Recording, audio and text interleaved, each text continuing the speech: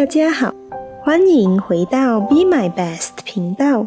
今天我们来制作一道非常简单的早餐，轻松开启美好的一天。我通常会购买2个星期的酸面包，将切片的 sourdough 放入密封袋中冷冻保存。需要时，取出一片放入微波炉解冻1分钟，或室温解冻15分钟左右。取一点牛油放入平底锅中，加热融化后放入酸面包，以中火煎1分钟左右。做得简单，吃得开心。然后翻面，为了减脂，另外一面就不加牛油了。继续煎1分钟左右。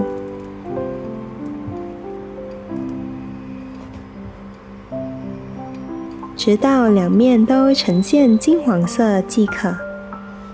接着，在同一个锅中再加入一点牛油，放入我喜欢的玉米粒，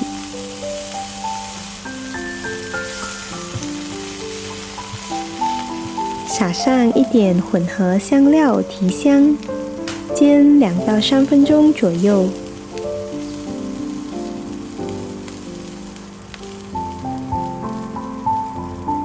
盛出备用。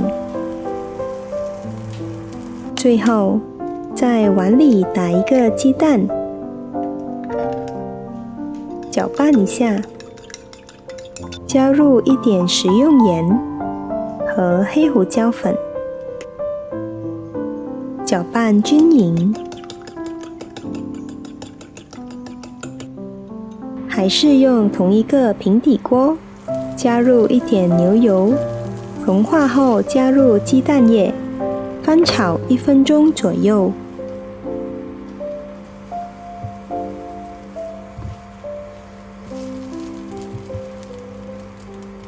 香喷喷的早餐就完成了，是不是特别简单？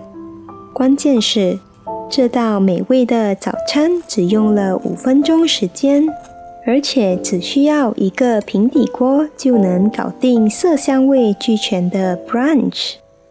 再泡一杯咖啡，美好的早晨从营养早餐开始。愿你以最好的心态迎接新的一天。喜欢我的视频，欢迎点赞订阅。